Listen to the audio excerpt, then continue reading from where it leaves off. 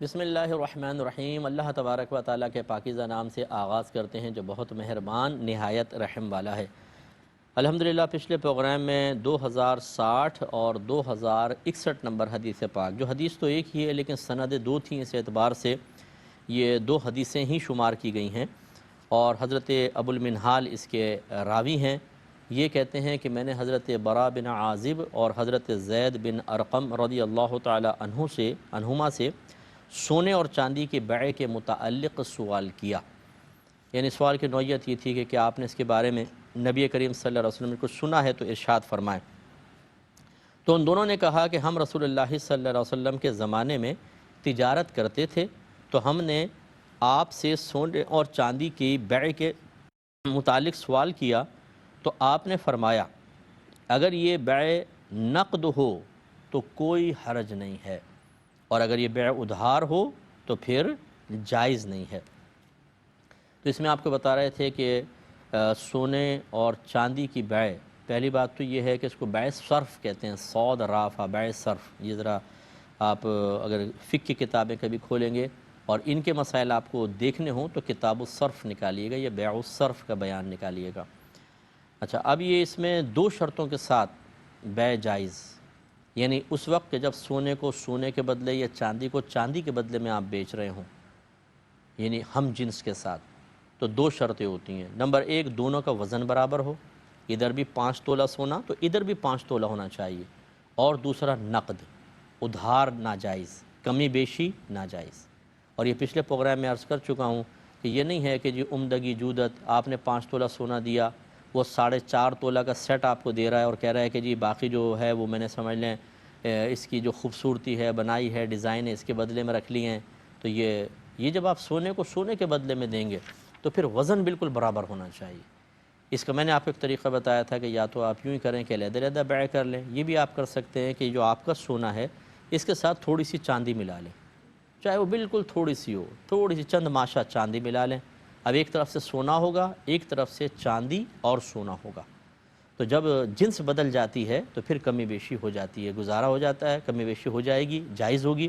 لیکن اگر خالص سونا ادھر بھی ہے اور ادھر بھی خالص سونا ہے، خالص سے مراد وہ نہیں ہے کہ ملاوٹ کے بغیر، ملاوٹ تو ہوتی ہے، مطلب دوسری کوئی جنس اس کے ساتھ شامل نہ ہو، سونا سونا، تو وزن برابر ہونا چاہیے، اور نقد ہو، ادھار کریں گے حرام۔ اور فرض کر لیں غیر ہم جنس ہے، جیسے اس طرف سونا اس طرف چاندی ہے، تو ایسی صورت میں وزن میں کمی بیشی چل جائے گی۔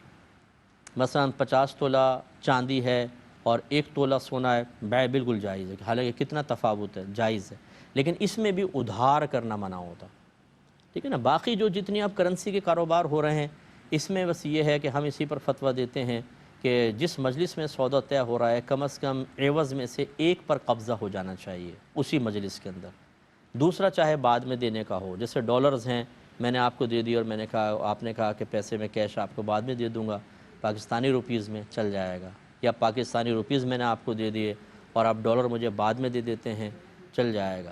تو یہ ہم تو اسی پر فتویٰ دیتے ہیں، اس پہ کوئی دوسرا اپنی رائے بھی رکھ سکتا ہے، لیکن ہمارا فتویٰ اسی پر ہوتا ہے، یہ ایک الگ چیز ہوتی ہے۔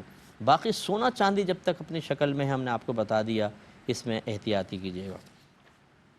اگلے باب کی طرف آتے ہیں، اگلے حدیث کی باب ہے باب الخروج فی التجارہ، تجارت کے لیے نکلنے کا باب۔ حدیث نمبر ہے 2062۔ حضرت ابو موسیٰ اشعری رضی اللہ تعالی عنہ اس کے راوی ہیں۔ وہ یہ کہتے ہیں کہ انہوں نے حضرت عمر بن خطاب رضی اللہ تعالی عنہ سے آنے کی اجازت طلب کی، یعنی حجرے کے باہر آئے تو اجازت مانگی، لیکن ان کو اجازت نہیں ملی۔ اب یا تو خادم نے منع کر دیا، اور یا پھر 3 دفعہ پکارا، کسی نے جواب نہیں دیا تو وہ چلے گئے یوں۔ تو حضرت ابو موسیٰ اشعری رضی اللہ تعالی عنہ نے حضرت عمر بن خطاب رضی اللہ تعالی عنہ سے آنے کی اجازت طلب کی، تو ان کو اجازت نہیں دی گئی، اور گویا کہ حضرت عمر رضی اللہ تعالی عنہ مشغول تھے، یعنی کسی کام میں تھے تو جواب نہیں دیا۔ تو حضرت ابو موسیٰ رضی اللہ تعالیٰ عنہ واپس چلے گئے۔ پس جب حضرت عمر فاروق رضی اللہ تعالیٰ عنہ اپنے کام سے فارغ ہوئے تو کہنے لگے کہ کیا میں نے حضرت عبداللہ بن قیس کی آواز نہیں سنی تھی؟ ان حضرت ابو موسیٰ اشعری کے بارے میں کہا کہ میں نے کام میں مشغول تھا لیکن میں نے کچھ آواز تو سنی تھی، ان کو اجازت دو۔ حضرت عمر فاروق رضی اللہ تعالیٰ عنہ کو بتایا گیا کہ وہ تو واپس چلے گئے ہیں، تو حضرت عمر فاروق رضی اللہ تعالیٰ عنہ نے ان کو بلایا۔ جب آئے تو انہوں نے کہا کہ ہمیں اسی بات کا حکم دیا جاتا تھا، یعنی بلایا تو پوچھا ہوگا بھئی آپ چلے کیوں گئے، آپ نے آواز دی تھی، تو انہوں نے کہا جی 3 دفعہ آپ کو آواز دی اور ہمیں نبی کریم نے ایسے ہی حکم دیا تھا، اس لیے میں چلا گیا۔ اب یہ میں جو میرا ریگولر پروگرام دیکھتے ہیں، میں نے بہت سی باتیں کی حدیثوں کے بارے میں اور صحابہ کرام کے بہت سارے احکام کو جاننے نہ جاننے کے بارے میں، وہ آج مزید غور سے دیکھیں، اس حدیث سے آپ کو بہت کچھ سیکھنے کو ملے گا۔ تو انہوں نے کہا کہ میں نے آپ سے اجازت طلب کی، جواب نہیں ملا تو میں واپس چلا گیا، ہمیں اسی بات کا حکم دیا جاتا تھا، یعنی نبی کریم نے حکم دیا۔ حضرت عمر فاروق رضی اللہ تعالیٰ عنہ نے کہا کہ آپ میرے پاس اس بات پر گواہ لائیں کہ نبی کریم نے ایسا فرمایا۔ اس کا مطلب ہے حضرت عمر فاروق رضی اللہ تعالیٰ عنہ اس حدیث پر واقف نہیں تھے۔ آپ نے یہ حدیث نے سنی، جیسے سرکار نے فرمایا کہ اپنے کوئی کسی مسلمان بھائی کے پاس جائے تو 3 دفعہ اس کو سلام کرے، جواب دے تو ٹھیک، اگر نہیں جواب ملا تو ناراض ہوئے بغیر واپس چلا جائے، یہ وہ حدیث تھی۔ اب حضرت عمر فاروق کہتے ہیں کہ اس بات پر گواہ لے کر آئیں کہ یہ واقعی نبی کریم کی حدیث ہے۔ پھر حضرت ابو موسیٰ انصار کی مجلس کی طرف گئے اور ان سے اس بات پر گواہی کا سوال کیا کہ بھئی کوئی میرے ساتھ چلو، گواہی دے دو۔ تو انہوں نے کہا، مجلس والوں نے، کہ اس پر آپ کے لیے ہم میں سب سے چھوٹا شخص ابو سعید خدری گواہی دے گا، یعنی آپ عمر میں کم تھے۔ تو حضرت عمر فاروق رضی اللہ تعالیٰ عنہ نے کہا کہ مجھ سے رسول اللہ صلی اللہ علیہ وسلم کی یہ حدیث مخفی رہی، یعنی اب وہ گئے ہوں گے، گواہی دی تو آپ نے کہا کہ اچھا مجھ پہ مخفی رہی۔ پھر فرمایا مجھے بازار کے سودوں نے مشغول رکھا، یعنی تجارت کے لیے نکلنے نے۔ تو آپ یہاں پہ چند باتیں ہیں دیکھیں، حضرت ابو موسیٰ اشعری رضی اللہ تعالیٰ عنہ نے کا عمل دیکھیے، آئے 3 دفعہ اپنے دستک دی یا سلام کیا، جب جواب نہ ملا تو بغیر ناراض ہوئے چلے گئے۔ یہ ایک اصول اپنے ذہن میں رکھ لیجئے۔ ہم بعض وقت جاتے ہیں کسی کو کہ بیل بجاتے ہیں 1 دفعہ 2 دفعہ 3 دفعہ، پھر 3 دفعہ پہ رکتے نہیں ہیں، ہاتھ ہی رکھ دیتے ہیں اوپر پورے غصے کے اندر، تو یہ طریقہ ٹھیک نہیں ہے۔ آپ نے 3 دفعہ بیل دی، چلے جائیں۔ دوسری بات یہ ہے کہ اگر 1-2 دفعہ بجایا، جواب نہیں دیا، چلے جاتے ہیں اور ناراض ہو جاتے ہیں اور یہ گمان کرنے لگتے ہیں کہ سن لیا ہوگا اندر سے، جان بوجھ کے جواب نہیں دے رہے۔ بھئی آپ کو اتنا علم غیب کہاں سے آ گیا کہ انہوں نے سن لیا تھا اور جواب نہیں دیا تھا؟ اگر ایسا ہے تو بتاؤ میری جیب میں اس وقت کیا ہے، اب کوئی جواب نہیں دے سکیں گے۔ تو یہ مطلب غلط چیزیں، اس طرح بدگمانیاں پیدا نہیں کرنی چاہیے، اور نبی کریم کی تلقین کے مطابق اگر آپ نے 3 دفعہ دستک دی، بیل بجائی، اس کے بعد زیادہ نہ بجائیں اور واپس چلے جائیں اور ناراض نہ ہوں، حسن ظن قائم رکھیں۔ اسی طریقے سے بعض اوقات ہم کال کرتے ہیں، 1 دفعہ بیل گئی، دوسری دفعہ کال کی، اچھا مجھے تو بعض اوقات بیل بھی ایسی آتی ہیں، تھوڑی سی کی فون کاٹ دی، جس کو مس کال کہتے ہیں، اور بعض تو لکھ بھی دیتے ہیں ذرا ہمیں کال کر لیں جواب میں، یعنی اب بہرحال میں اس پہ تبصرہ نہیں کرتا ہوں۔ اچھا، اور پھر ناراض ہو جاتے ہیں کہ ابھی آپ نے اٹھایا نہیں، اسی طرح پھر عام لوگوں سے بھی کہ بھئی کہاں تھے تم نے اٹھایا نہیں، اور ناراض ہو جاتے ہیں، یہ صحیح چیزیں نہیں ہیں۔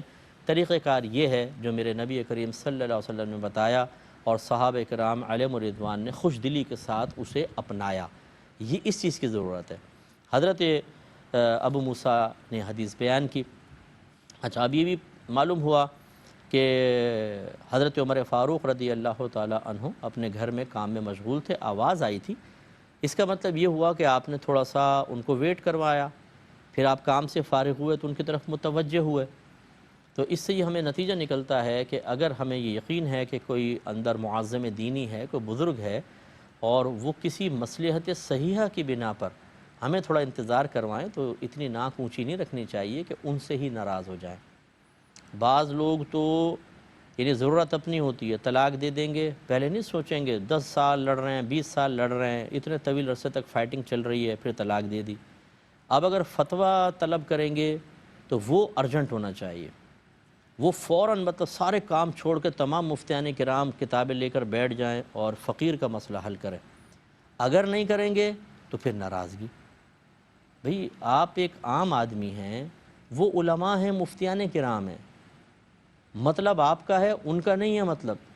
اس کے باوجود آپ ہم غصے کا اظہار کر رہے ہیں کہ اتنا لیٹ کیوں کر دیا اور یوں کیوں، یہ چیز صحیح نہیں ہوتی، آپ کی آخرت برباد ہوگی۔ یہ طریقہ کار ہے کہ جب بڑا کسی کام میں مشغول ہے اور وہ چلے گئے تو ناراض نہیں ہوئے، ان سے کوئی بدظن نہیں ہوئے۔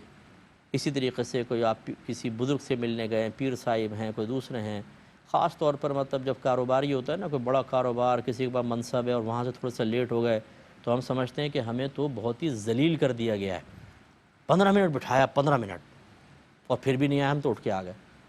تو یہ طریقہ کار نہیں۔ اگر آپ کو جانا ہے ٹھیک ہے، کہ 15 منٹ نہیں بلایا آپ چلے جائیں، لیکن یہ کہاں سے ثابت ہوا کہ آپ کو ناراضگی کا حق حاصل ہو گیا؟ ان کا ہو سکتا ہے مجبوری ہو، عذر ہو، وہ نہیں نکل سکے، نہیں آ سکے آپ کے پاس۔ ان چیزوں کو سمجھنے کی ضرورت ہے، اپنی آخرت برباد نہ کریں۔